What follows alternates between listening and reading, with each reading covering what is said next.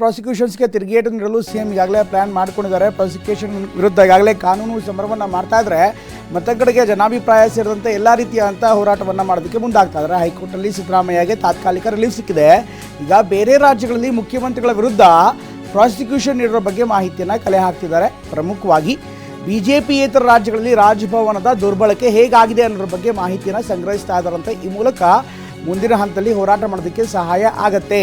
ದುರುಪಯೋಗದ ಆರೋಪದ ಬಗ್ಗೆ ಮಾಹಿತಿ ಸಂಗ್ರಹಿಸ್ತಾ ಇರುವಂಥ ಸಿಎಂ ನಿವೃತ್ತ ಸುಪ್ರೀಂ ಕೋರ್ಟ್ ನ್ಯಾಯಮೂರ್ತಿಗಳಿಂದ ಸಲಹೆ ಸಿಕ್ಕಿದೆ. ಇದೆಲ್ಲವನ್ನೂ ಕೂಡ ಹೈಕಮಾಂಡ್ ಗಮನಕ್ಕೆ ತಂದು ಆ ನಂತರ ಯಾವ ರೀತಿ ಹೋರಾಟ ಮಾಡಬೇಕು, ಕಾನೂನು ಹೋರಾಟದ ಜೊತೆಗೆ ರಾಜ್ಯದಲ್ಲೂ ರಾಜಕೀಯ ಹೋರಾಟವನ್ನು ಮಾಡೋದಕ್ಕೆ ತೀರ್ಮಾನ ಮಾಡಲಾಗ್ತದೆ. ಇನ್ನು ಶುಕ್ರವಾರ ದೆಹಲಿಗೆ ಹೋಗ್ತಾ ಇದ್ದಾರೆ ಮುಖ್ಯಮಂತ್ರಿ. ಶುಕ್ರವಾರ ದೆಹಲಿಯಲ್ಲಿ ಹೈಕಮಾಂಡ್ ನಾಯಕರನ್ನು ಭೇಟಿಯಾಗಿ ವರಿಷ್ಠರ ಗಮನಕ್ಕೆ ತಂದು ದೊಡ್ಡ ಹೋರಾಟಕ್ಕೆ ಸಿದ್ಧತೆಯನ್ನು ಮಾಡ್ತಿದ್ದಾರೆ.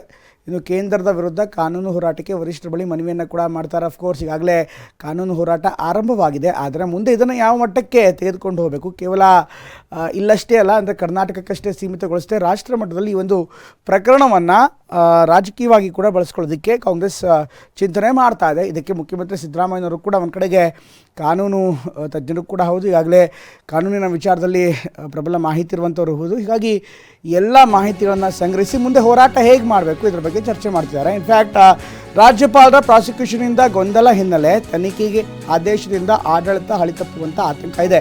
ಒಂದು ಕಡೆಗೆ ಮುಖ್ಯಮಂತ್ರಿ ವಿರುದ್ಧ ಈಗ ಪ್ರಾಸಿಕ್ಯೂಷನ್ ಕೊಟ್ಟಿರುವಂಥ ಹಿನ್ನೆಲೆಯಲ್ಲಿ ಅಧಿಕಾರಿಗಳ ಮಾತು ಕೇಳವಲ್ಲ ಅನುಸಾರಿ, ಹಾಗಾಗಿ ಆಡಳಿತದ ಹಳಿ ತಪ್ಪದಂತೆ ನೋಡ್ಕೋಬೇಕು ಅಂತ ಹಿರಿಯ ಸಚಿವರು ಈಗ ಸಲಹೆ ಕೊಟ್ಟಿದ್ದಾರೆ. ಬಿಜೆಪಿ ಟ್ರ್ಯಾಪ್ನಲ್ಲಿ ನಾವು ಬೀಳೋದು ಬೇಡ, ಸಚಿವರಿಂದ ಸಿಎಂ ಸಿದ್ದರಾಮಯ್ಯಗೆ ಸಲಹೆ ಕೊಡಲಾಗಿದೆ. ಹೀಗಾಗಿ ಅವರಿಗೆ ಆಡಳಿತಾತ್ಮಕವಾಗಿ ಯಾವುದೇ ರೀತಿಯಾದಂಥ ತೊಂದರೆ ಆಗೋದು ಬೇಡ, ಆಡಳಿತದ ಕಡೆ ಗಮನ ಕೊಡೋಣ. ಹೀಗಾಗಿ ಅಧಿಕಾರಿಗಳ ಮೇಲೆ ಸಚಿವರ ಹಿಡಿತ ಗಟ್ಟಿ ಇರಬೇಕು. ಇಂಥ ಒಂದು ಸಂದರ್ಭದಲ್ಲಿ ಅಧಿಕಾರಿಗಳು ಸ್ವಲ್ಪ ಬಾಲ ಬೀಸ್ತಾರೆ. ಇಲಾಖೆಗಳ ಕಾರ್ಯಕ್ರಮ ನಿರ್ಲಕ್ಷ್ಯ ಮಾಡಬೇಡಿ ಅಂತ ಸೂಚನೆ ಕೊಡಬೇಕು ಅಂತ ಚರ್ಚೆ ಮಾಡಲಾಗಿದೆ. ಸಚಿವ ಸಂಪುಟ ಸಭೆಯಲ್ಲಿ ಸಿಎಂಗೆ ಹಿರಿಯ ಸಚಿವರು ಸಲಹೆ ಕೊಟ್ಟಿದ್ದಾರೆ. ಈ ರೀತಿಯಾದಂಥ ಪ್ರಕರಣಗಳು ಬಂದಲ್ಲಿ ಅಥವಾ ಇಂಥ ಒಂದು ಸಂದರ್ಭ ಒದಗಿ ಬಂದಲ್ಲಿ ಅಧಿಕಾರಿಗಳು ಇನ್ಫ್ಯಾಕ್ಟ್ ಹಿರಿಯ ಸಚಿವರ ಅಥವಾ ಸರ್ಕಾರದ ಮಾತುಗಳನ್ನು ಕೇಳಲ್ಲ. ಇಂಥ ಒಂದು ಸಂದರ್ಭದಲ್ಲಿ ಆಡಳಿತ ಹಳಿ ತಪ್ಪತ್ತೆ. ಹೀಗಾಗಿ ಯಾವುದೇ ಕಾರಣಕ್ಕೂ ಆಡಳಿತ ಹಳಿ ತಪ್ಪದಂತೆ ನೋಡ್ಕೋಬೇಕು, ನಾವು ಬಿ ಜೆ ಪಿಯವರ ಟ್ರ್ಯಾಪ್ಗೆ ಬೀಳೋದು ಬೇಡ ಅನ್ನುವಂಥ ಮಾತನ್ನು ಕೂಡ ಹೇಳ್ತಿದ್ದಾರೆ. ಅಫ್ಕೋರ್ಸ್ ಈ ಬಗ್ಗೆ ಇನ್ನಷ್ಟು ಹೆಚ್ಚಿನ ಮಾಹಿತಿಯನ್ನು ನೀಡ್ತಾರೆ ನಮ್ಮ ಪ್ರತಿನಿಧಿ ಪ್ರಸನ್ನ ಜಾಯ್ನ್ ಆಗ್ತಾ ಇದ್ದಾರೆ ನೇರವಾಗಿ. ಪ್ರಸನ್ನ, ಈಗಾಗಲೇ ಒಂದು ಕಡೆ ಕಾನೂನು ಹೋರಾಟ ನಡೀತಾ ಇದೆ, ಮತ್ತೊಂದು ಕಡೆಗೆ ರಾಜಕೀಯವಾಗಿ ಕೂಡ ಹೋರಾಟ ನಡೀತಾ ಇದೆ. ಅಫ್ಕೋರ್ಸ್ ಇಂಥ ಒಂದು ಸಂದರ್ಭದಲ್ಲಿ ಸಹಜವಾಗಿ ಅಧಿಕಾರಿಗಳು ಕೂಡ ಒಂದು ರೀತಿ ಗೊಂದಲದಲ್ಲಿರ್ತಾರೆ. ಮುಂದೇನು ಮಾಡಬೇಕು ಅಂತ ಅವ್ರಿಗೂ ಕೂಡ ಗೊತ್ತಿರಲ್ಲ. ಕೆಲವೊಮ್ಮೆ ಅಧಿಕಾರಿಗಳು ಸಹ ಸರ್ಕಾರದ ಸಚಿವರ ಹಿರಿಯ ನಾಯಕರ ಮಾತುಗಳನ್ನು ಕೇಳಲ್ಲ. ಆವಾಗ ಸಹಜವಾಗಿ ಆಡಳಿತ ಹಳಿ ತಪ್ಪತ್ತೆ.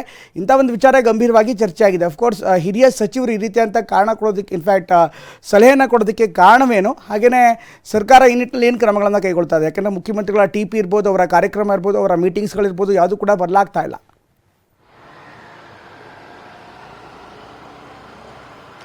ಹೌದು ಪ್ರಮೋದ್, ಇಂಥದ್ದೊಂದು ಚರ್ಚೆ ಇದೀಗ ಸಚಿವರ ವಲಯದಲ್ಲಿಯೇ ಪ್ರಾರಂಭವಾಗಿದೆ. ಇದಕ್ಕೆ ಸಂಬಂಧಪಟ್ಟ ಹಾಗೆ ಮುಖ್ಯಮಂತ್ರಿಗಳಿಗೆ ಒಂದಷ್ಟು ಸಲಹೆ ಕೊಡುವಂತ ಕೆಲಸವನ್ನ ಹಿರಿಯ ಸಚಿವರಾದಂತಹ ಸತೀಶ್ ಜಾರಕಿಹೊಳಿ ಅವರು ಮಾಡಿದ್ದಾರೆ. ಗೃಹ ಸಚಿವ ಡಾಕ್ಟರ್ ಜಿ ಪರಮೇಶ್ವರ್ ಅವರು ಕೂಡ ಸಚಿವ ಸಂಪುಟ ಸಭೆಯಲ್ಲಿ ಈ ವಿಚಾರವನ್ನ ಪ್ರಸ್ತಾಪ ಮಾಡಿದ್ದಾರೆ. ಸಹಜವಾಗಿಯೇ ಒಬ್ಬ ಮುಖ್ಯಮಂತ್ರಿಯ ವಿರುದ್ಧ ದೂರುಗಳು ಕೇಳಿ ಬಂದಂತ ಸಂದರ್ಭದಲ್ಲಿ ರಾಜ್ಯಪಾಲರೇ ನೇರವಾಗಿ ಪ್ರಾಸಿಕ್ಯೂಷನ್ಗೆ ಕೊಟ್ಟಂತ ಸಂದರ್ಭದಲ್ಲಿ ಅಧಿಕಾರಿಗಳು ಬೇರೆ ಬೇರೆ ರೀತಿಯ ಚರ್ಚೆಗಳನ್ನ ಮಾಡೋದಕ್ಕೆ ಶುರು ಮಾಡ್ತಾರೆ.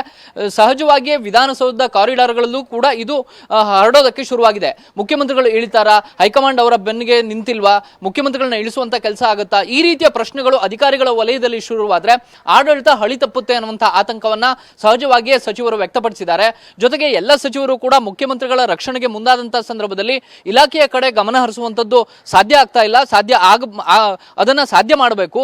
ಈ ಕಾರಣಕ್ಕೋಸ್ಕರ ಇಲಾಖೆಗಳನ್ನ ಕಡೆಗಣಿಸಬೇಡಿ ಮತ್ತು ಅಧಿಕಾರಿಗಳನ್ನು ಕೂಡ ಹಿರಿಯ ಅಧಿಕಾರಿಗಳನ್ನ ವಿಶ್ವಾಸಕ್ಕೆ ತೆಗೆದುಕೊಂಡು ಆಡಳಿತ ಹಳಿ ತಪ್ಪದೇ ಇರುವ ರೀತಿಯಲ್ಲಿ ನೋಡ್ಕೊಳ್ಬೇಕು ಅನ್ನುವಂಥ ಒಂದು ನೈತಿಕ ಸ್ಥೈರ್ಯವನ್ನ ಮತ್ತು ನೈತಿಕ ಸಲಹೆಯನ್ನ ಇದೀಗ ಸಚಿವರು ನೀಡಿದ್ದಾರೆ.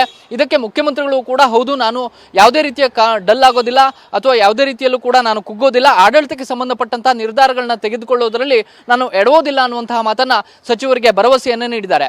ಕಳೆದ 3-4 ದಿನಗಳ ಹಿಂದೆ ಪರಮೇಶ್ವರ್ ಅವರು ಮಾತಾಡುವಂತಹ ಸಂದರ್ಭದಲ್ಲಿ ಮತ್ತು ಇವತ್ತು ಸತೀಶ್ ಜಾರಕಿಹೊಳಿ ಅವರು ಕೂಡ ಹೌದು, ಆಡಳಿತ ಎಲ್ಲೋ ಒಂದು ಕಡೆ ಹಳಿ ತಪ್ಪುವಂತಹ ಆತಂಕ ನಮಗೆ ಇದೆ, ಆದರೆ ಅದು ತಾತ್ಕಾಲಿಕ ಮತ್ತು ಅದನ್ನ ಸರಿಪಡಿಸ್ತೇವೆ ಅನ್ನುವಂತಹ ಒಂದು ಮಾತುಗಳನ್ನು ಕೂಡ ಆಡಿದ್ದಾರೆ. ಇದರ ಜೊತೆಗೆ ರಾಜಭವನವನ್ನ ಯಾವ ರೀತಿ ದುರ್ಬಳಕೆ ಮಾಡಿಕೊಳ್ಳಲಾಗಿದೆ ಏನಾಗಿದೆ ಅನ್ನೋ ಬಗ್ಗೆಯೂ ಕೂಡ ಒಂದಷ್ಟು ಮಾಹಿತಿಯನ್ನ ಕಲೆ ಹಾಕುವಂತ ಕೆಲಸವನ್ನ ಸಚಿವರು ಮಾಡ್ತಾ ಇದ್ದಾರೆ. ಬೇರೆ ಬೇರೆ ರಾಜ್ಯಗಳಲ್ಲಿ ರಾಜಭವನವನ್ನ ಯಾವ ರೀತಿ ದುರ್ಬಳಕೆ ಮಾಡಿಕೊಳ್ಳಲಾಗಿತ್ತು ಮತ್ತು ಆಯಾಯ ಸರ್ಕಾರಗಳ ವಿರುದ್ಧ ಗವರ್ನರ್ಗಳು ಏನು ತೀರ್ಮಾನಗಳನ್ನ ತೆಗೆದುಕೊಂಡ್ರು ಅನ್ನುವಂತಹ ಮಾಹಿತಿಗಳನ್ನ ಕಲೆ ಹಾಕಿ ಅದನ್ನ ಹೋರಾಟದ ರೂಪಕ್ಕೆ ತೆಗೆದುಕೊಂಡು ಹೋಗುವಂತಹ ನಿಟ್ಟಿನಲ್ಲಿಯೂ ಕೂಡ ಚರ್ಚೆಗಳು ನಡೀತಾ ಇದ್ದಾವೆ.